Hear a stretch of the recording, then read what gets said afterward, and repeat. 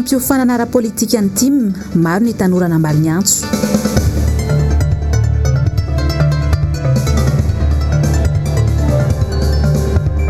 Barea sy Benin filaharam-be ny fakana tapakila sangy.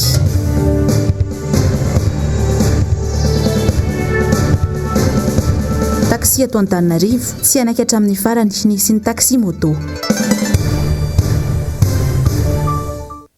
Ankasitrahako hatrany ianao manaraka ny fahitalavitry ny MBS amin'izao alina izao tonga soa anatin'ny pejy fampahalalam-baovao ary tompoky lahy sy tompoky vavy Sabotsy Vaovao Mbs ny volana Aogositra ny taona 2024. Araky ny efa nolazaiko sy notanteriko taminao tanatin'ny lohatenim-baovao teo ary dia any amin'ny Confédération Africaine amin'ny taranja baolina kitra ny masony rehetra amin'izao fotoana izao makasika indrindra ny mety ho fanapahan-kevitra farany raisin'izy ireo amin'ny firenena ny LALAO ny ifanandrina ny barian'i Madagasikara sy Benin. Ijery LALAO tokoa mantsy no tena nandaneny ankamaroan'ny olona ny andro ny teny mamasina efatra amin'ny omaly. Teny antoerana ary iando miaratiana sy tahiriny aina. Namoaka fanambarana omaly ny teo anivon'ny Confédération Africaine amin'ny taranja baolina kitra na ny CAF fa tsy azo atrehan'ny mpijery ny LALAO ifanandrina ny Barea sy Benin ny faharoa ny volana septambra ho avy izao etsy amin'ny kianja barian'i Mahamasina. Natao izany ho fanajana ireo fepetra ara-pahasalamana amin'izao fipartany valana aretina Covid-19 izao raha ny voarakitry ny fanambarana. 10 no fetrisana angatany teo anivon'ny Fédération Malagasy ny baolina kitra anatrika izany. Ny zava-misy anefa tapakila 2 sy 1 alina no zaraina maimaim-pona ahafahana miatrika ity LALAO ity. Atao varadatsaka ho an'ny mpankafy baolina kitra ity fanambarana ity. Ijery baolina mantso no tena mahaliana azy ireo ka ny laharana efa hatramin'ny omaly hariva tetỳ Mahamasina. Tsy maintsy manaraka izay fanapahan-kevitra farany kosa nefa ho hiatran'ny fanazavana. Maly tamin'ny fitsy rehefa tonga teo dia vao manaraka izay dia varian'ny fanahiva vaovao ihany fa hoe aloha ianjo fotsiny aloha dia hito manjaka tonga laka misy dia ianjo be fotsiny dia romaina zany mezaka fa manatena aloha manatena le Barea mihitsy ny tena kanisany eto fa izay tsy afaka any amin'ny maraina zany tamin'ny efa sasany ariva ny fatonga teto dia natongavany jery Barea tena tongava tapakevy zay moa zany tamin'ny valoalina ny tonga teto rehetra mampalahelo fotsiny lasa misy akifidifidy le izy ny livret de famille tsy misy sary tapaka ny copie tsy misy sary tapaka nefa mahazo billet rehefa ny amin'ny tibanikely tia résidence aniny somary tsy mba mitovy samy taratasy mitovy ihany le dia zay moa zany zavatra mampalahelo avalo ny fanarahana koa zany le fizarana sao tefa mironge fely izy efa niharitra any nefa izy tsy nahazo fa tamin'ny valoalina kosa baolina zany no tena mahafinaritra ny dezemba nataony niharitra tezo tamin'ny telo mahaina no kalaza ety dia zao vao nahazo tapakila dia manantena ijery baolina zay fa zay misy filatsy aminay tamin'ny efatra sasa zao efa tonga teto dia hatramin'izao mbola tsisy misy mbola tsy fantatra amin'ny filmy afaka misy akokely manomboka amin'ny efatra sasany ziska zao mbola etena. Raha tokony ho tamin'ny valora maraina no fanombohan'ny fizarana tapakila tetỳ Mahamasina tamin'ity andro voalohany ity. Tsy nanomboka izany raha tsy tamin'ny 12 ratoandro. Nisy tamin'ireo olona nefa no efa nilahatra aliny iray manontolo mihitsy. Nilaza moa ny teo anivon'ny FMF afa misy ny fifampiraharana amin'ny CAF manoloana ity tranga ity ka miankina amin'izay fanapahan-kevitra farany raisin'izy ireo no ahafahana mandray fepetra araka izao fanazavana manaraka izao. Jerentsika zay hoe arakaraka izay décision farany apetraka ny fifasin'ny CAF dia ny rehetrarehetra dia manaraka an'izay sy manaja an'izay aby. Araka izany andrasana ny fivoarany ity raharaha ity maro no diso fanantenana tanteraka raha izao zava-misy izao. Mampisalasala mantsy ny mety sy ny fiovana tampoka amin'ny fanapahan-kevitry ny CAF mahakasika izany. Iara malala raha teo fa tsy maintsy isy ny sazy latsaka raha toa ka manjiky izany sika. Tsy manakana ny fanohanana ekipam-pirenena kosa nefa izany raha no mafisy ireo olon-tsotra sendranay androany. Eo amin'izay lafim-baovao izay hatrany ary dia miandrandra fandresena ny rehetra amin'ny fihaonan'ny Barea sy Benin ny alakamisy ho avy io raha ny fanehoan-kevitra ireo mpity baolina kitra mahakasika ity fihaonan'ny rotonta ity. Ando miaratiana sy tahiriny aina. Iady tanteraka ny LALAO ifanandrina ny barian'i Madagasikara sy ny écurie-ny Benin amin'ny faharoa ny volana septambra ho avy io. LALAO fifanitsanana isam-bondrona iadina ny tapakila ho amin'ny fiadinany tompon-daka eran-tany atao an'i Qatar. Manantena vokatra tsara sy fandresena ny mpity baolina kitra amin'ny tindray mitoraka ity. Io fihaonan'io raha teo no lalao andraisan'ny ekipa pirenena malagasy anjara voalohany amin'ny fifaninanana lehibe tahaka izao. Manana tombony lehibe ny ekipa pirenena manoloana ny mpifanandrina aminy ka ho moramora ho azy ireo ny maka ny fandresena. Na teo azy ireo lesoka samihafa hita nandritra ireny lalao tamin'ny fifantsanana kanina ireny. Toy izao ary ny fanazavana entin'izy ireo makasika ny mety ho endro-dalao amin'ny fionana io.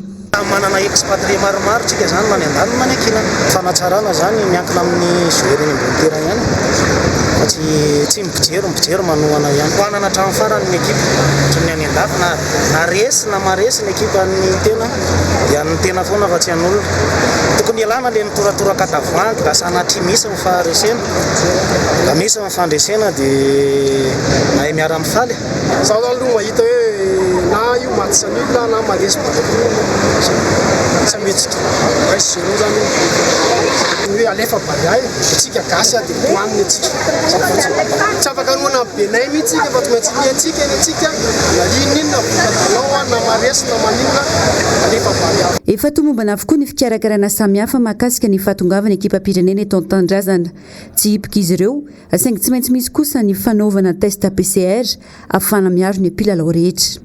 Ny fanomanantsika amin'ny fahatongavan'ny ekipa dia efa nijerena daholo ihany koa ny fepetra mahakasika an'izay fepetra-pahasalamana ataoko angamba tsy hisy ny quarantaine fa hoe tonga ny ekipa satria efa mahavita test ary zareo dia tonga zareo ary zay le hoe fiarovana napetraka ny fiarovana tanteraka ny ekipa na any amin'ny toerana misy anazy any amin'ny hôtel na eny an-dalana ary na ny aty amin'ny kianja zany. Rehefa vita ny match dia miaraka indray rehefa avy eo mandeha makany Tanzanie izay prévu amin'ny le 7 septembre ny match any Tanzanie. Raha ny fandaram-potoana ao aorian'ity fionana ity ifandona amin'ny Tanzanie ny ekipa pirenena ao anelanelan'ny fahadimy sy ny fahafito ny volana septambra. Any amin'ny andro faefatra kosa eo anelanelan'ny 10 hatramin'ny 12 ny septambra no iona amin'ny RDC ny ekipa pirenena malagasy. Eo anelanelan'ny 9 sy ny 10 novambra no atao ny lalao miverina eo amin'ny Bare sy Bena. Amin'ny herinandro ho avy io no hanomboka ny fanaovana vaksiny Janssen eto Antananarivo renivohitra. Natokana ho an'ireo izay tsy mbola nanao vaksiny izy io ka afaka manantona ny vaccinodrome eo amin'ny HIRA, ny kianjan'ny Malakam sy ny CSB rehetra izay te hanao izany. Ny any amin'ny faritra kosa indray dia tapa-bolana aorian'ny fanomboana ny dose faharoa no hanomboan'ny Janssen raha ny tatitra avy amin'ny ministera ny fahasalamam-bahoaka. Eo amin'izay lafy mavao mahakasika ny fanaovana vaksiny izay hatrany dia ny fanaovana ny daozy faharoa amin'ny vaksiny Covishield dia eo anelanelany herinandro fahaefatra hatramin'ny fahaefatra ambin'ny folo maro ireo olona no misalasala hoe tsy mbola anjaranay izao fa lasaka ilay 7 herinandro na mihoatra be. Tokony tsy salasala fa mbola tafiditra ao anatin'ny tsara isika izao raha ny fanehoan-kevitra nataony mpitsabo sy ahivina atranty ny mahazava-dehibe ny fanaovana vaksiny. Ny antony dia ny mba tsy ho tonga amin'ny forme grave raha voan'ny valanaretina COVID-19. Efa mianabiaza ny tranga vaovao dia tsy mbola fantatra izay iseho noho ny fisiany ilay variant Delta izay manomboka miparitaka amin'ny kontinanta afrikana. Araka izany, zava-dehibe ny rosoana amin'ny fanaovam-vaksiny. Ny vaovaon'ny fitaterana eto Antananarivo renivohitra dia ny ray feo mbola manamafy ny tsy faneken'ny fidiran'ny taxi moto iasy eto an-drenivohitra ny fikambanan'ny vadiny sofera taxi ho an'ny androany. Tsy tompona andraikitra amin'izay mety ho vokany eo izahay raha toka miziriziry amin'ny heviny eo anivon'ny fiadidiana ny tanàna Antananarivo ho iatran'ny fanazavana andro miaratina tahiriny aina. Mitsipaka marindrano ary manohitra tanteraka ny fikasana ny mialalana ny taxi moto. Iasa malaraka eto an-drenivohitra ny fikambana ny vadiny sofera taxi raha ny fanambarana miaraka nataon'izy ireo androandry. Efa miatra manaina mihitsy ny fahasahiranana menjady amin'ny rehetra ankehitriny, indrindra ireo mivelona amin'ny tsy sehatra asa ity. Ary tena efa miantraika any amin'ny aty vilany mihitsy izany ho ny fanazavan'izy ireo ka everina ny taran'ny fahavoazana sy ny fatiantoka miompampana raha mbola miampy taxi moto indray. Anampitrotraka ny fikorontanana efa misy amin'izao fotoana indray izany raha ny fanazavana, indrindra eo amin'ny fiantsonana izay tsy mbola voafehy mihitsy. Izany satria raha ny taxi ville fotsiny azy dia efa marobe ny taxi clandestin. Raha sanatria ka akatoavina le taxi moto dia mbola hitarika clandestin ihany koa ireo. Fantatsika tsara nefa fa ny ankabeazan'ny accident eto Antananarivo dia moto avokoa. Eo zany tsy fandriampahalemana. Eo ny parking izahay taxi ville ara-dalàna ary asorina amin'ny parking izay misy anay amin'izao fotoana izao satria ilain'ny commune ny tany. Aizany ray mbola asianan'ilay taxi moto noho izany raha izay no ankatoavina dia lasa feno korotana eto Antananarivo satria ny mpivarotra zao efa mikorotana, ny taxi koa zany mbola hikorotana ndraiky koa amin'ny resaka parking sy ny rehetrarehetra. Noho izany dia mangataka izahay, manao antso avy izahay satria izahay tsy manana fivelomana fa tsy ny taxi. Io no ameloman'ny vadinay andray vady aman-janany izay efa matsiaro efa tena hoe reraka tokoa satria na dia ny fanamboarana ny tomobile raha dia tsy vita ny ara-dalàna intsony satria ny etra tsy maintsy alohanay, ny assurance tsy maintsy alohanay. Tsy ho tompon'andraikitra amin'izay mety ho vokany avy eo raha toka miziriziry amin'ny heviny tompon'andraikitra manoloana ity raharaha ity raha namarany teo anivon'ny CST na ny comité stratégique secteur taxi. Mijaly loatra ny taxi raha mbola asiana ihany zany atao hoe taxi moto zany. Efa nandefitra ny taxi amin'ny resaka fansahana amin'ny parking satria ny asoan'ny tanàna ny jerevana. Na dia nisy ary ny fimenomenomana tsy nandray dia nefina zany ary ny tenenina sy ny tenenana sy ny resahana tamin'ireo taxi reto.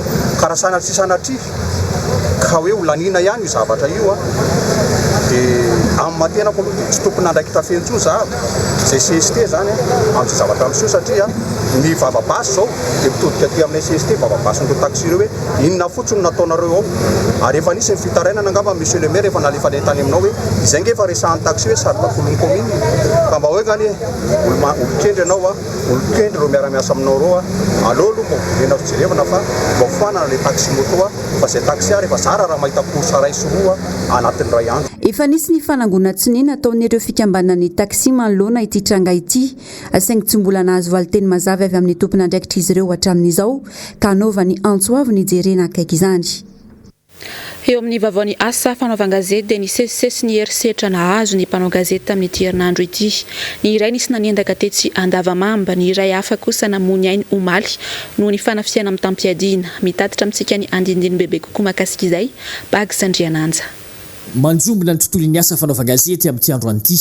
Lafy teo amin'ny fahadimy amby dimampolo taonany Rakoto ary manana Tina Nirina Berlin rehefa niara ny etraketraky ireo tsy mataotody noho ny tsy fandriam-pahalemana izay manjaka eto amin'ny tampon-tanàna ny Fianarantsoa. Ny aliny talata 4 ny volana Aogositra no niara ny herisetra ny tenany rehefa avy namita ny asany teo anivony ny onjam-peo ny fahazavana Fianarantsoa. Ny aliny sehon'ny herisetra izy no tsy nahatsiaro tena ary izao nitondra azy hoe eo amin'ny fahafatesana izao. Nanomboka ny taona 7 ny tenany no nisehatra teo anivony tontolo ny asa fanaovan-gazety tamin'ny alalan'ny onjam-peo iray teto Fianarantsoa antsoina hoe fihavanana. Ny taona 2 kosa izy niditra teo anivon'ny fianakaviam-be ny MBS ka izy no nitantana azy nanomboka ny taona 4 hatramin'ny taona 5 anisany nanampy antsony tena tamin'ny famerenana ny onjam-peo ny MBS ny taona 12 ka nitantana an'izany hatramin'ny febroary 20 ary ny onjam-peo ny fahazavana Fianarantsoa no nanaovany sy nanohizany ny asa fanaovan-gazetiny no izy nindaosy ny fahafatesana izao. Namela manantena iray sy Kambotom-pianada Rakoto ary manana Tina Nirina Berlin.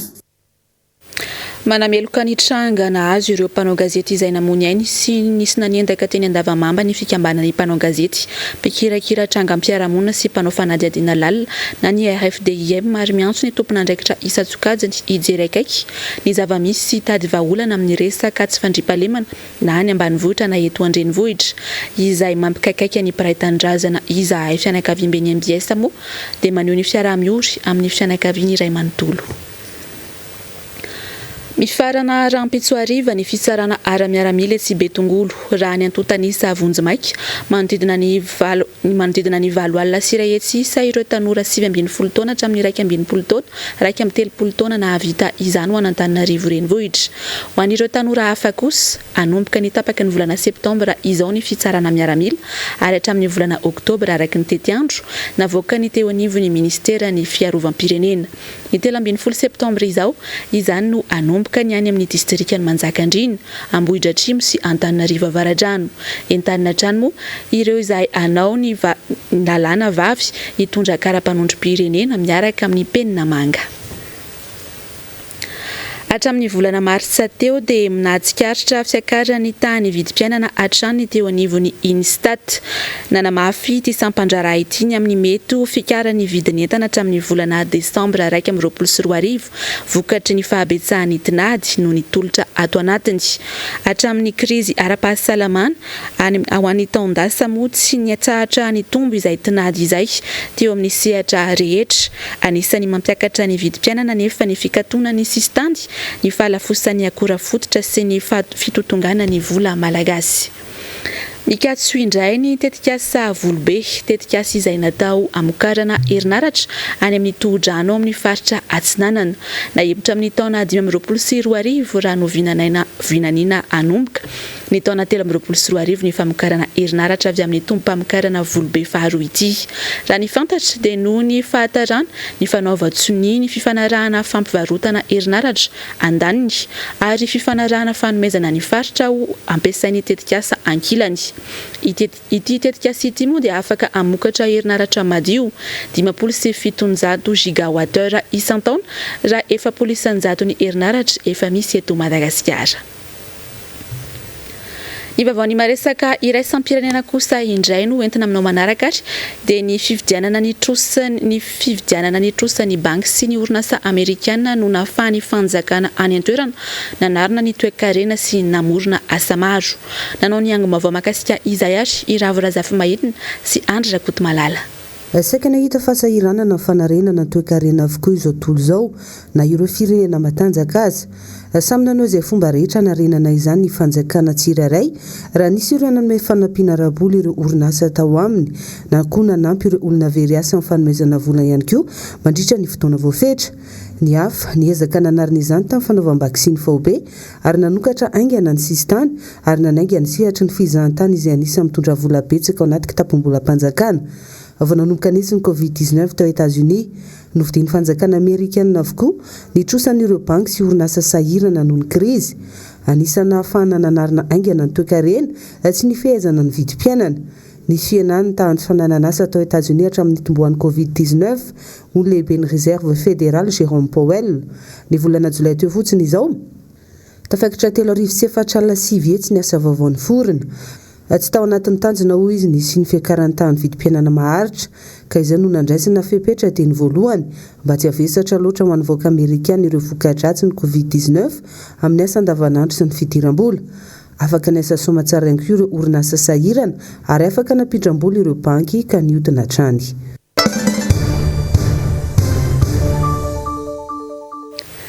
Ny vaovao ny antokotika Madagasikara avy hatrany no anomboantsika ny vaovao tanatin'ity pejiny politika ity dia tafatsangana andro anty ny komtima amin'ny komina Anosy Avaratra distrikta Navaradrano nahitana solitena avokoa moa ny fokotandimy ao anatin'ity komina ity. Teny an-toerana mitatitra amintsika ny fanadihadiana ary Asinandria Malala sy Mathieu Prince. Fokotandimy no mandrafitra ny komina Anosy Avaratra distrikta Navaradrano. Tonga avokoa ny solitena isa-pokotany izay mpikatroka ao anatin'ny antokotima. Izao etsika izao moa dia anisany tafiditra indrindra ao anatin'ny fameloma maso ny antoko. Ny komtima moa dia fatatsika fa dia andrekina ny antoko tiako Madagasikara eto Madagasikara ary indrindra eto Avaradrano dia voatsangana izy androany ka dia sitrapon'Andriamanitra izany ka dia isorana azy. Tanjon'ny tiako Madagasikara moa dia mitovy amin'ny tanjon'ny ny toko tim eran'ny Madagasikara fa ny mahasamihafa azy fotsiny eto amin'ny distrikta Navaradrano dia fantatrareo fa distrikta Navaradrano zany dia distrikta ngeda be ary manana ny lazany raha eo amin'ny antoko tiako Madagasikara. Ka dia ny tanjonay dia hatramin'izay dia ny fanetsiketsehana ary mba ho pilier ny tiako Madagasikara eto amin'ny faritra Analamanga. Arak'izany dia notanterahana androany moa ny fifidianana andrafitra ny komtima ao Anosy Avaratra ka lany filohan'izany Andriamatora Obely Naraparivo. Tanjona hoy izy ny idinana eny fotony mihitsy ahafahana manetsika indray ireo mpikambana ao anatin'ny antokotima. Araka ny tenin'ny distima teo zany dia misy ny fananganana aingana n'ireo karazana sampana ao anatin'ny komtima eto amin'ny commune Anosy Avaratra.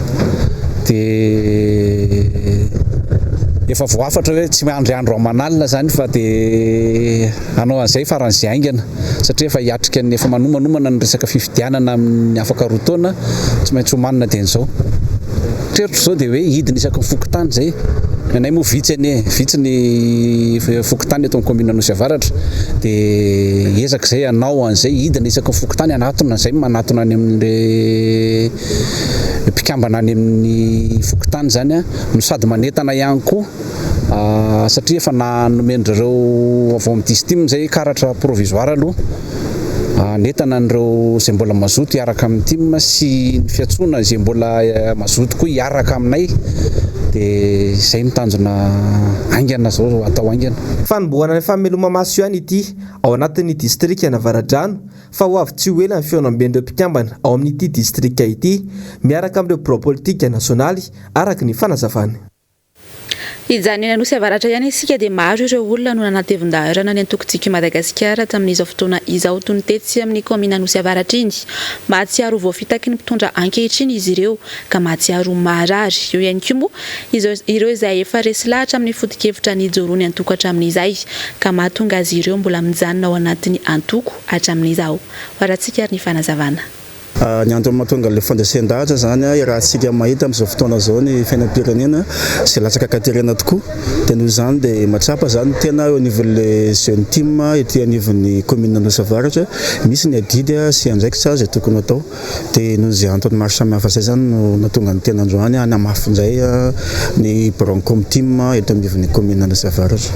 Ie, marina tokoa izay ary ny raha nahita moa zany iny eo ihany koa ny communauté internationale nahita an'izy iny ka manoloana an'izay moa zany ho anay tanora atoko team moa zany mety manana mesure mety raisina mahakasika an'izay satria ny safidim-bahoaka zany manandanja be dia tsy tokony hoe ho verivery fahatany tahaka ny izay nisy teo aloha dia misy manantena fa mety manana etika vaovao entana mahakasika an'izay zany ho an'ny tanora team manerana Madagasikara. Raha amin'ny fiainana taloha aloha tena tsy mitovy. Aloha koa raha mijery n'ilay taloha zany tena mba hitako hoe tsaratsara kokoa noho ny amin'izao fotoana izao.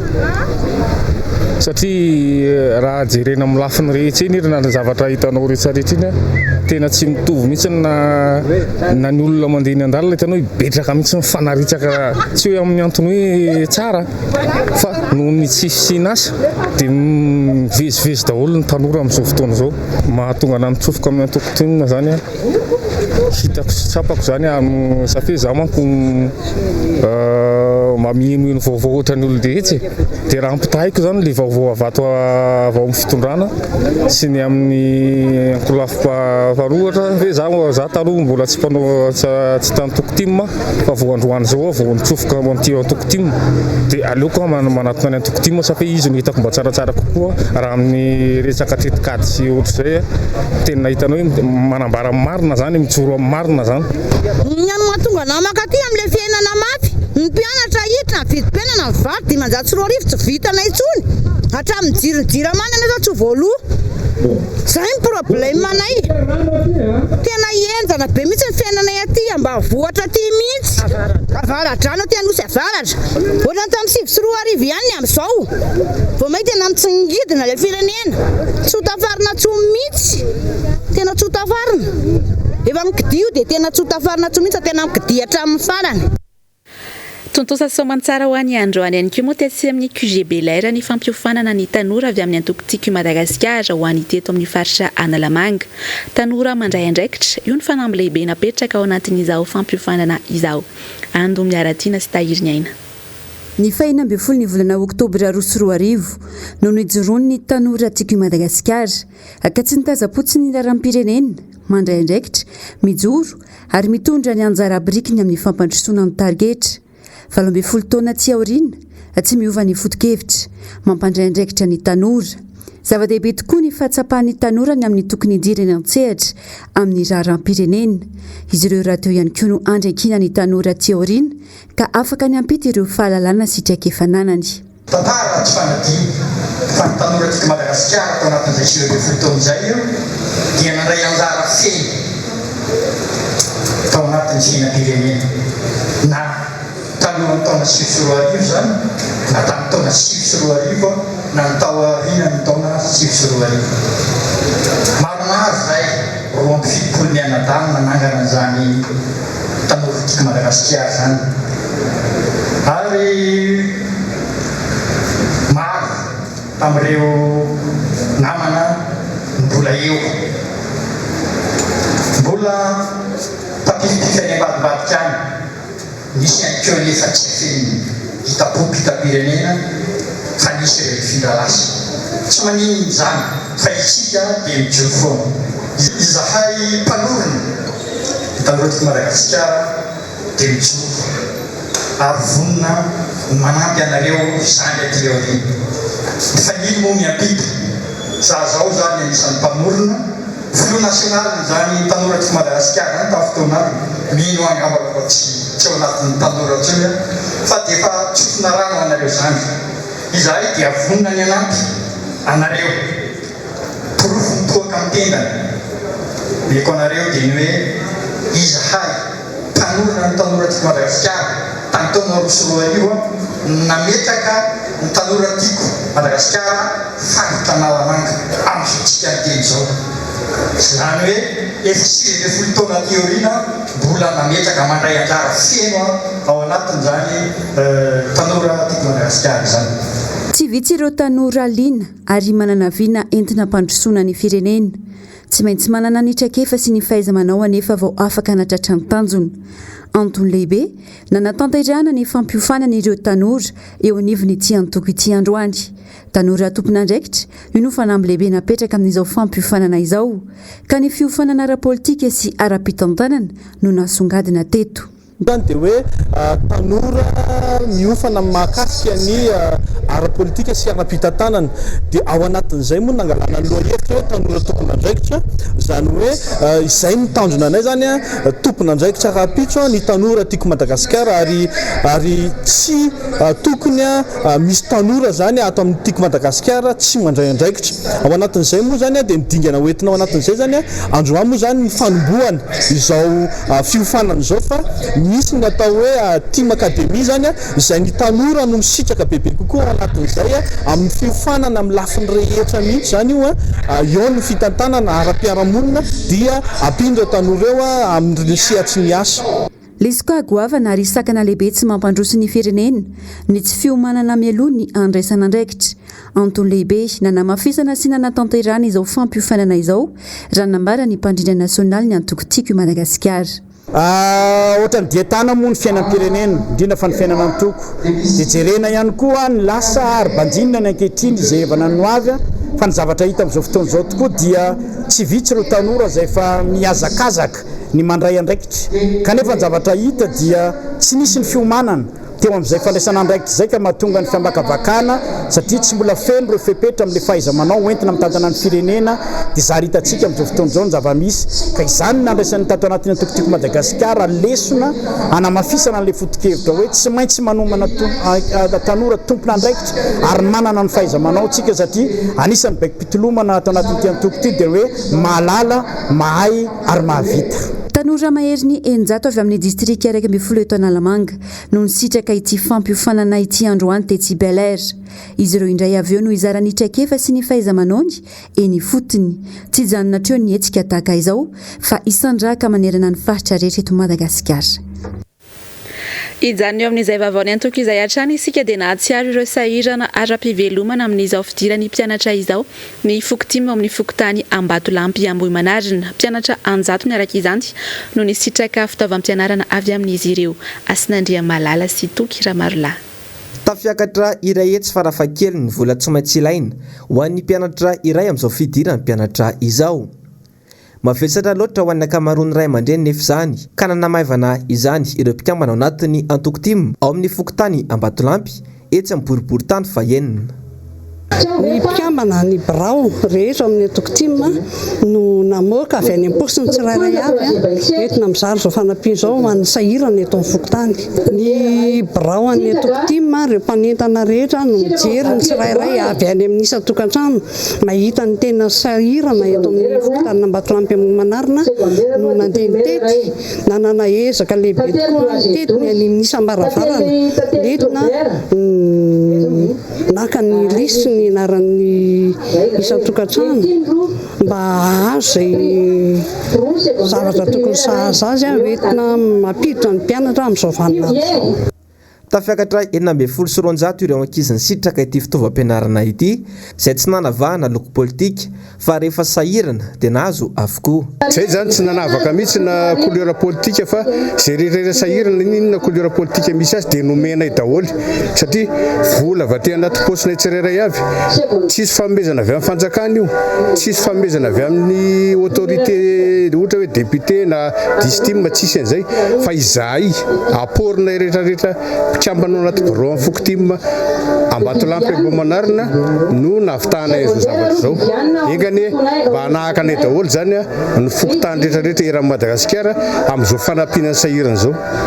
Ny eo amin'ny 920 zao no isan'ireo sy vitanay.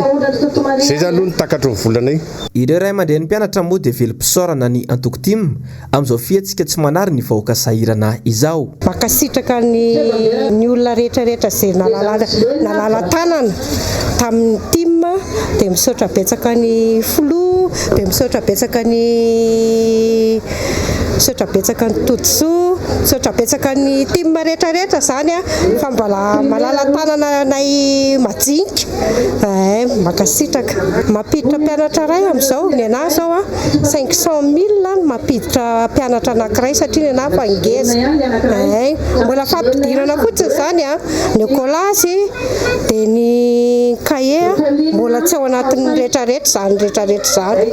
Voalohany indrindra aloha nono fisaorana lehibe amin'reto tokotima reto satria mananavana manana mijery an'ireo le madinika dia fisaorana lehibe no natolotra no fanomezana an'ireo ankizy madinika rehetrarehetra nanome an'ireo kaye ireo dia mba makelikely ny zavatra mba ao am-pianarana.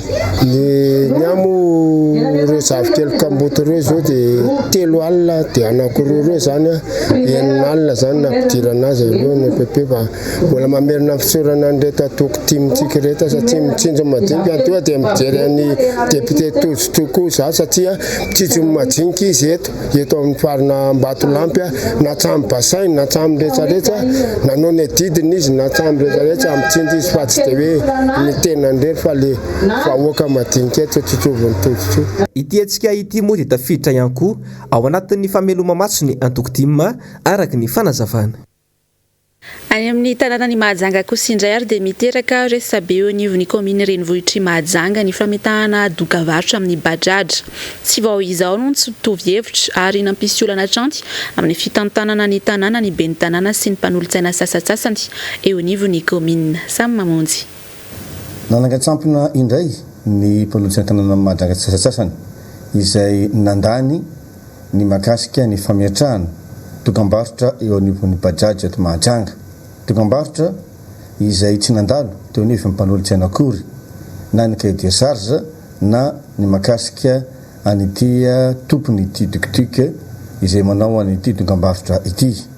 Tsy manaiky ny mpanolontsaina sasany izay tonga saina eo anivon'ny kominam-pirenena Mahajanga manoloana an'ity fandaniana tsy maintsy natao maimaika tamin'ity fivoriana tsara-potoana ity.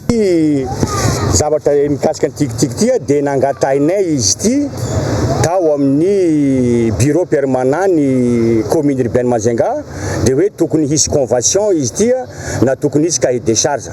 Kinandro tsy izay ny zavatra nisy fa mbola mamerina ny tenim-piany hoe natao mboletra izy satria ny zavatra misy dia nitsangatanana no natao tao. Efa nisy ny resaka tany aloha makasika an'izy io na teo amin'ny mpanolontsaina sasany namana na teo anivon'ny mpanatanteraka midiky zany tsy maintsy atao force tahaka zao ve izy dikan'izay ve zany dia efa nisy vola azo ny exécutif sy ny mpanolontsaina sasany namana matoa tsy maintsy natao tery tahaka izao.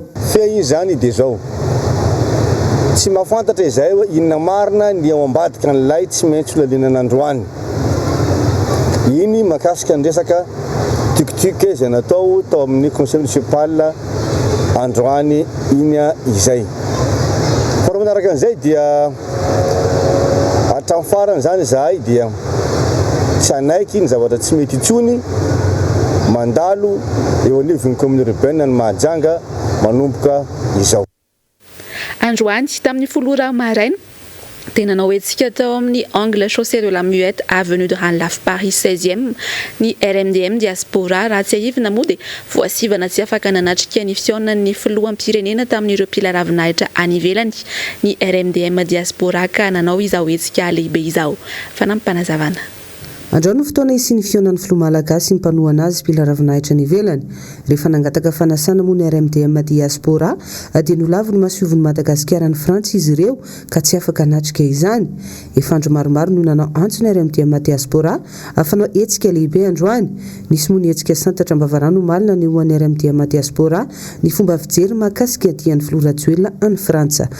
Hitatsika ny fetraketrana sy ny fanaparam-pahefana ataondreo, hitatsika ny fandanindany taona nataony zareo omaly, hitatsika fa tsy tena iona amin'ny matrono na fidavakatia fa andeha anao fety hafa any miaraka amin'ireo olona izay miaraka tamin'izareo omaly atao amin'ny pavillon de ville. Tsy tady vola ho ampiasana ny Madagasikara mitadiavina zareo, tady vola ho ahodikodina indray. Izay zany tena marina. Hitatsika fa ny hidiny shoprite ary amin'izao tsika miteny izao dia 900 orinasa izay mitsangana nanaovana kontrata ny Madagasikara dia nifoanany zareo voalaza tamin'ny RFI, radio RFI tamin'ny izany. Inona zany tena todiandreo sary ny andeha ampisabotra anaty manakorotana zareo zany isika atao amin'ny RMDM diaspora ary hitany fa efa voatsinjy tanteraka ny malagasy any am-pandrasana variana miady amin'ny fiainana sy miady amin'ny vidinentana dia isika ty indray mitandreo zareo. Tiako nefa mampilaza aminareo fa na dia anao ina na dia anao ina eo izy tsy ampianatra antsika izany, tsy ampangily antsika izany ary tsy ampetraka antsika izany raha tsy miala ny fitondrany Andry Rajoelina feuille de blanc ametrahantsika ny tetezamita hoentina amin'ny Repoblika fahadimy sy ametrahantsika fifidianana tena madio tsy sosoka tsisy de blanc izay ahafahantsika mividy izay tiantsika ho atao filoham-pirenena tena mahavita azy. Mila ravaina CENI, ravaina ny HCC, ravaina ny fitondrana Andry Rajoelina ary ravaina ny gouvernement association de malfaiteurs. Androany moa ny fotoana ny hitakiny RMDM diaspora ny fialan'ny filoha Rajoelina nanatombo isy izy ireo satria namaly ny antso ny avy any Marseille, Montpellier, Bordeaux, Toulouse. Miamahery vaika antsikera ataon'ny mpanotra manoloana ny fitantanana tsy mety ataon'ny mpitondra ankehitriny miariary loatra ny tsy fahaizana mitantana sy ny tsy fijerena tombontsoam-pirenena afany any olombetsy.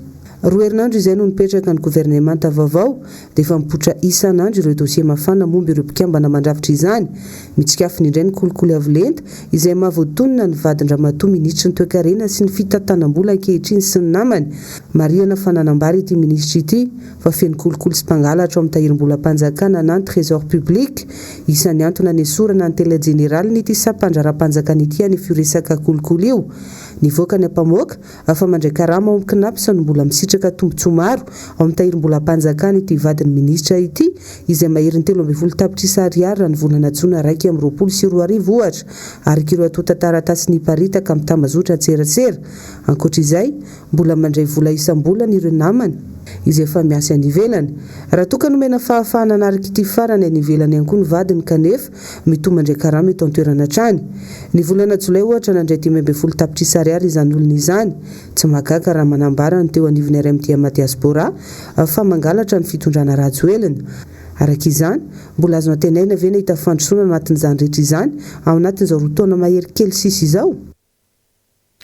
Nanambarany teo anivon'ny ministera ny fitsarana fa itoy amin'ny faharaiky amin'ny 30 Aogositra sy ny 10 Septambra izao ny raharaham-pitsarana mikasika ny raharaha fanondranana volamena antsokosoko 3.75 kilao tratra tany Afrika Atsimo. Miroso amin'ny fampodina ny volamena sy ireo teratany malagasy telo no tazomina vonjy-maika nanomboka ny 1 amin'ny 30 Desambra 2024 ny ministera ny fitsarana raha nitatitra atrandy. Miankina kosa amin'ny fampiarana ny fifanarahana amin'ny SADC voafaka tanteraka izany. Marina fa nisy ny fanovana andindalana na ny ratification nalefa ny parlemanta farany teo makasika ny fifanarahana amin'ny SADC na ny protocole d'accord. Anisan'izany ny resaka extradition na ny famondrana olona iray any amina firenena iray ho tsaraina makany amin'ny firenena iray hafa. Ny tahapahombiazana aoriny fanadinam-panjakana no an'ny fomba etintsika eto Madagasikara mamaritra ny farany tasaina ny mpianatra sy ny lentany fampianarana. Tsy azo entina mitsara ny tena fahaizan'ny ankizy avoaka ny rafim-pampianarana malagasy any izany, hoy ny ministry ny fampianarana teo aloha Andriamatoa Paul Rabary. Hitantaratra ny tena lentany tanora afaka baka rehefa eny amin'ny anjerimanontolo sy rehefa hiditra eny amin'ny sehatry ny asy. Fanadiadina. Latsaka mba 500 hatrany ny tahapahombiazan'ny mpianatra manala amin'ny fanadinana baccalauréat atao anatin'ny taona maro ny fandimby. Saika manodina ny 700 hatrany izany manerana nosy. Raha ny tamin'ny taona 2024 izao dia 750 izay tahapahombiazana izay ho an'ny sampam-piampianarana ankapobeny teto amin'ny faritany Antananarivo. Ny akatro 750 kosa izany ho an'ny taona 2024 ho an'ny faritany Antananarivo hatrany. Ambany ireo antotanisy ireo raha jereny eto ivelany. Saingy mbola ambany noho io aza ny tarehimarika tena marina raha ny hevitry Andriamatoa Paul Rabary mpandinika fiarahamonina sady minitry ny fanabeazana teo aloha. Io nefa nataontsika hoe indicateur hoe 40% fa izany miteritra fa tsy 40% koa noy latsaka izay ary latsaka be fa raha io nataontsika hoe indicateur ho antsika rehetra dia ansoveur fa mitaka mihitsy dia tamin'izany zany satria mampianatra université no miakabiazan'ny kibako tao dia nametraka mihitsy hoe fantatsika fa tsy hoe izy dia voalohany ahena ampiakarina momboly io atao sarotsarotra koa izy io et surtout jerena ny taux de réussite dia tseronareo hoe taux de réussite tsy miteniteny tsy manaratsy région fa taux de réussite amin'ny région les plus reculés amono taux de réussite eto Antananarivo. Jerena amin'izay dia analysena les statistiques dia midina sur place efa marina dia hitatra tsara fa rehefa nanao zay dia hita fa PDB zany fraude any BBC fédération fraude. Raha olona aty ivelany dia comprendre amin'ny fampianarana hoe ahoana tokony ampiakarana io satria miandrenjetsika fa izy atao anatin'ny sisambolo anatin'ny système éducatif anatin'ny enseignement supérieur ny teny sarotra aloha zany satria mila fomba fijery vaovao mihitsy anatin'ny inona atao hoe éducation. Fa hoe rattrapé an'io fotsiny ohatran'izany fa zao tamin'izaka Covid reny ilay tsy nianatra isika dia ozy izy ndray mandrainy hoe matahotra zay izy rehefa mianatra dia makamisure na fanjakana compréhensible hoe tsika rehetra samy matahotra dia nanzany rehefa fianarana. Araka izany, sehatra isan'ny marary sy ataon'ny fitondrana ambanin-javatra ny tontolon'ny fanabeazana eto Madagasikara, vao maika nampidina ny lenta amin'ny fampianarana ny fiatoana matetika nateraky ny krizy ara-pahasalamana. Fotoan'izao andiniana sy ametrahana rafitra tena manontra ny fanabeazana ny zanaka malagasy. Raha tsy ivina dia nanomboka teo amin'ny fitondrana teteza mita ny taona 2024 no nitotongana ny fampianarana teto amintsika. Ny fitondrana ravalomanana nefa dia niezaka nanome lanja ny fanabeazana. Profin'izany ohatra dia tafakatra 4.3 tapitrisa nisy ankizy nampidirina an-tsekoly tamin'izany fotoana raha 2 tapitrisa kosa talohan'ny taona 2024. Fintina aminao antanatin'ny ity fanadiadina manaraka ity kosa ny fandaharana sahila sy zao nandeha alina ny makasika ny raharam-pirenena amin'ny ankapobeny moa no tena nivoatra tamin'izany sy toy ny fampananana asa ny tanora. Ravirazafy mahina sy Andra Rakoto Malala. Ny katona no netraketrak mitondra nandritra ny teteza mita ny orinasa lehibe any mba namorona asa tany Toliara. zara raha manao asa tsy mifanaraka amin'ny tena ilain'ny tanorany antoerana amin'izao mitady mba hinana noho ny fahasarotan'ny fiainana mba tsy angalarana na mirongatra azy na tsy fandripahalemana amin'ny endriny maro enjehna izy fa mampalahelo azy ity Madagasikara tanirazany ity de miezaka foana izy nandeha aty na de ampijaliana zao mpitondra zao azy ny tenany ary tena mampalahelo zany zay raha andeha hivavaka ve de misy foana ny sakatsakana na andeha hiantsena fa mahagagagaga androzy hoe manino loatsy ino zany hoe olony nitondra asa ho hainy voaka malagasy betsaka tany aminay Toliara tany nisy tiko nisy magro ary ireny magro regny niteraky asa ho hainy tanora sy olom-pirenena zay tahiasa tany aminay Antsimo any aminay amitsika miteny zao lasa cimetière de projet tsy misy tsony ny asa iasan'ny rehetrarehetra fa lasa asa fagnandesa cycloposy lasa asa fagnandesa bajaji lasa asa fagnandesa kalesa ny tena mampalahelo de ity le ola fa tsy misy atao ndray mivarotra iny amin'ny sisiny indray no alainy commune nefa tsy misy vaolana hitan'ny commune hoe nareo mamarotra eto tokony hijerevany toera hiveloman'le olo zay ne mahatonga le tsy fandriam-pahalemana eto amin'ny Madagasikara ty hoe ino moa ny raha ataony zala fa tsisy raha atao ino moa hatao ino moa hanao ino moa zao nefa mamelom-bady mamelon-janaka vady aman-janako zany hisakafo ino mangalatsy aho de misaka olo aho de mangalatsy telefona de sambora aho de voakabokaboka aho zay zany aleko zany maty am'izay zany satria tsy misy le raha tsy misy le asa mba teto nipetraka ndray zany potehina ny olona tokony hitondra fampandrosoana eto ndray simbana fehefehena aminay zany tsy fanaovana tsy fitiavan-tanindrazana olona manaka zany fa zay le atao hoe fitiavantena bevata ka tokony ialana zany asika manerana nosy no ahitana tranga toy izany to mamorona asan-tselika kely ny akamaroan'ireo tsy anasa izay mampiteraka disy ny anivon'ny fiarahamonina ho an'ny hafa satria mamono fitadiavandreo teo aloha vaolana maharitra avy amin'ny fanjakana asa ampy manome vola ampy mifanaraka amin'ny vidim-piainana no angatahan'ny tsirairay ilaina ny fanamboarana fotodrafitr'asa saingy tsy mamaiky izany. Ny fandaharana Global News no arahanao taky ny mahazatra rehefa ohatry ny fampahalalam-baovao toy izany horonan-tsary mitondra ny lohateny io dia The Hitman's Wife Bodyguard ny tena kosa mametraka ny veloma mandrapitafa ho amin'ny manaraka indray tompoko.